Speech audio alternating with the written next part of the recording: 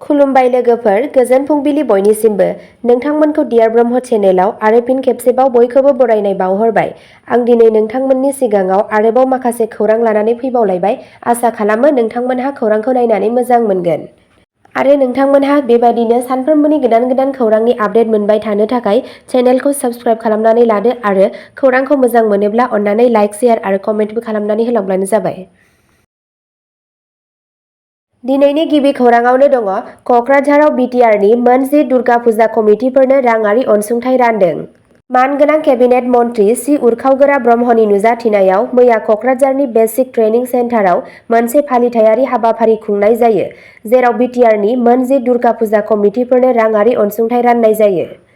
बे हाबाफारिनि गेजेरजों गासै क'क्राझार जिल्लायाव मोन 214 फुजा कमिटिफोर, जेराव क'क्राझारनि 112, परबतजरानिफ्राय 33 आरो गसाइगावनिफ्राय सा 69 दं, बिथांमोनहा राङारि हेफाजाब मोनगोन। बे हाबाफारिनि समाव मानगोनां मन्थ्रि श्री इउ जि ब्रह्मआ मोनसे गोजोन आरो आब्रुथि गोनां रंजानायनि गोनांथिनि सायाव गोसो होनानै कमिटिफोरखौ फुजानि बोथोराव रैखाथि, गोरोबलायनाय आरो साखोन-सिखोनखौ गोनांथि होनो खावलायदोंमोन। राननाय फोरबोनि उनाव रायजो लामा रैखाथि सप्ता 2024 केम्पेइननि सिङाव लामा रैखाथिनि सायाव मोनसे सांग्रांथि मेलबो खुंनाय जादोंमोन, जायनि मुङा पथ सुरक्षा जीवन रक्षा। बे हाबाफारियाव मानगोनां एमएलए श्री लरेन्स इस्लारि आरो बिटिआर सरकारनि गोजौ थाखोनि मावख'गिरिफोरा बाहागो लादोंमोन। नैथि खौराङाव दङ बिटिआरआ गथ' लोगो ओनसोलनि फारसे आगान लादों। खौरां बिजोंनिफ्राय मिथिनो मोननाय बायदियैब्ला मानगोनां सिएम श्री प्रमद बर'नि दैदेननायाव मैया बिटिसि सेक्रेटारियेटआव गथ'सा लोगोआरि बिटिआरनि सायाव मोनसे सुबुरुन लानाय जायो। सुबुरुनथायाव जि एमसिएलए बियाबफोराव गथ' लोगोआरि हाबाफारिफोर, गथ'फोरनि हिंसायारि फोजोबनायाव फोसाव बिजोंनि बिफाव, बिटिआरआव मिशन बात्सालयनि गोहोम गोनां मावफुंनाय, गथ'सा मावथिखौ आबुंथि होनाय आरो गथ' मिरु राहा जौगाहोनायजों लोगोसे गाहाय आयदाफोरखौ लाफानाय जादोंमोन। मानगोनां सिएमनि दैदेननायाव जोंनि सोरखारा बिटिआरआव साफ्रोमबो गथ'फोरनि गासै जौगाथाय आरो गाहामनि थाखाय नांथाबना दं। बे जथुम्मायाव इएम डक्टर नीलुट सरगयारी आरो Shri Gautam Das, doctor Shyamlal Prasad Saikia, IPS, RTD मासिगिरि एसएसपिसिआरआ बाहागो लादोंमोन। डक्टर मधुलिका जनाथन, गाहाय, फिल्ड मावख', डक्टर बाजबिर हुसेन, गाहाय सुजुगिरि, north east live, Shri Venkat Reddy, हायुंआरि लिंथुमगिरि, एमभि फाउन्डेशन, नेदान फाउन्डेशननि मासिगिरि डक्टर दिगम्बर नार्जारी आरो बिटिआर सरकारनि गासै गोजौ थाखोनि मावख'गिरिफोर। थामथि खौराङाव दङ बिटिआरआव फालांगियारिफोरखौ गोहो होनाय आरो लाइमोनफोरनि फालांगि मावनो थाखाय रांखान्थियारि हेफाजाबनि थाखाय गोदान स्किम फोसावदों। बिटिआरनि साख्रि गैजायै लाइमोनफोरनि थाखाय मोनसे गोजोनथाव खौरां। बड'लेण्ड टेरिटरियेल रिजन बिटिआरनि आरिमुगिरिफोर, फालांगियारिफोर आरो साख्रि गैजायै लाइमोनफोरा आथिखालाव फिसा फालांगि फसंनो आरो सालायनो थाखाय राङारि हेफाजाब हाबाफारिनि थाखाय आर'ज गाबनो हागोन। बे मावथांखिफोरनि थांखिया आयखौ बांहोनाय आरो साख्रि सोरजिनाय।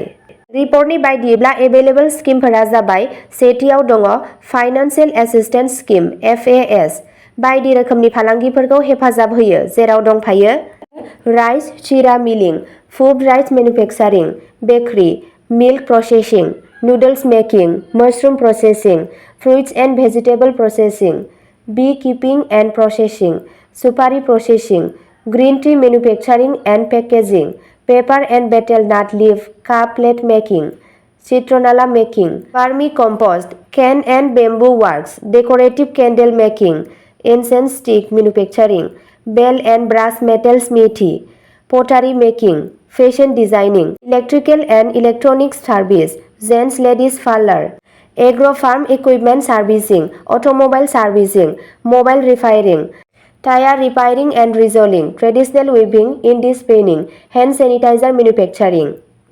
नैथियाव दङ मार्जिन मानि एसिस्टेन्स स्किम (एमएमएस) आरो थामथियाव दङ केपिटेल इनभेस्टमेन्ट साबसिडि (सिआइएस). नोंथांमोनहा बे स्किमखौ एप्लाइ खालामनो थाखाय 8 अक्ट'बर 2024 निफ्राय www.industriesbtc.in आव आर'ज बिलाइखौ डाउनल'ड खालाम। आबुं खालामनाय आर'जलाइफोरखौ गाहायाव होनाय मावख'आव जमा खालाम। सेथियाव दङ office of the general manager, district industries and commerce centre, Kokrajhar, Chirang, Baksa, Tamulpur, Udalguri.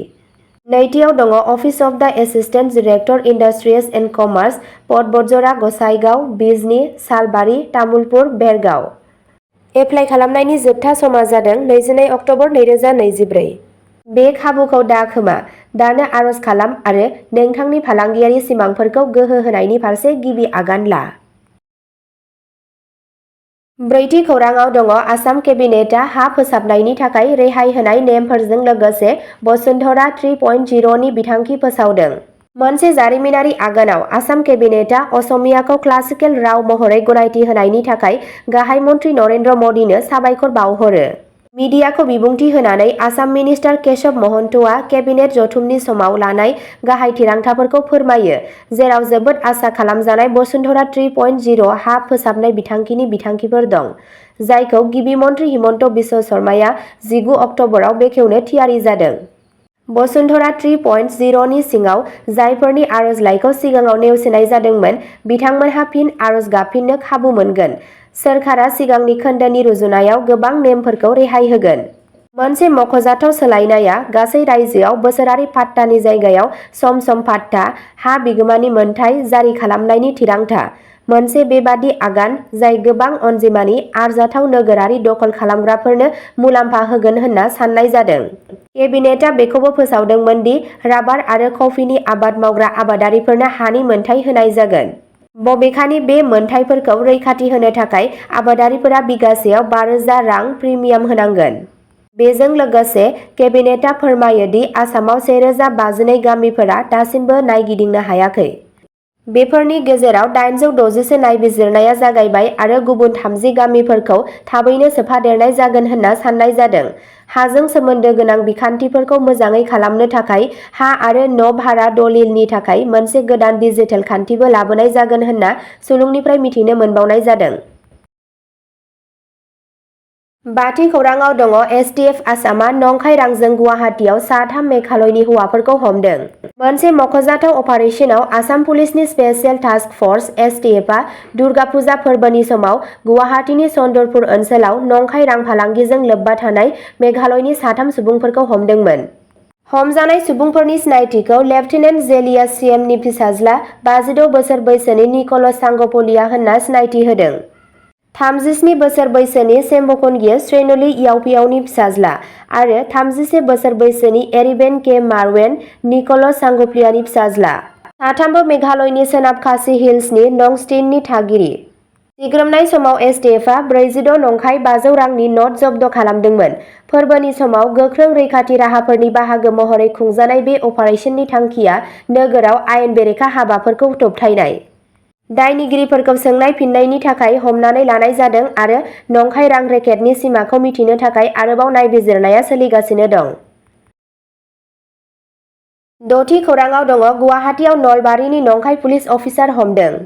खौरां बिजोंनिफ्राय मिथिनो मोननाय बायदियैब्ला गुवाहाटी पुलिसआ सासे पुलिस मावख'गिरिनि महराव सिनायथि होग्रा सासे जाख्लग्राखौ मंगलबाराव हमदोंमोन।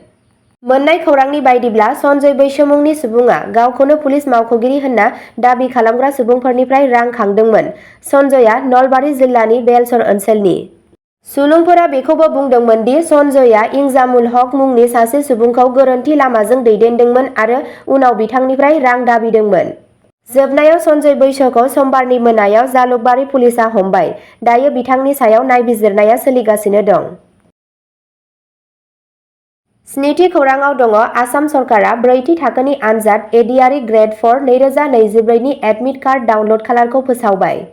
सोरखारा फोसावदों दि ब्रैथि थाखोनि मासिफोरनि थाखाय लिरनाय आनजादफोरनि थाखाय एडमिट कार्ड 15 अक्ट'बर 2024 निफ्राय डाउनलडनि थाखाय मोननो हागोन। रायजोनि थाखोनि थिसनथाइ आय'गजों खुंजानाय आनजादफोरा 27 अक्ट'बर 2024 मायथाइयाव जागोन। नायसाफोरा आसाम रायजो फरायसालि सोलोंथाइ बर्ड आरो आसाम सरकारनि मावख'आरि वेबसाइटआव फुंनि 11:30 रिंगानिफ्राय गावसोरनि एडमिट कार्डफोरखौ नायनो हागोन। अब्ला दिनैनि खौरांआ एसेनोसै।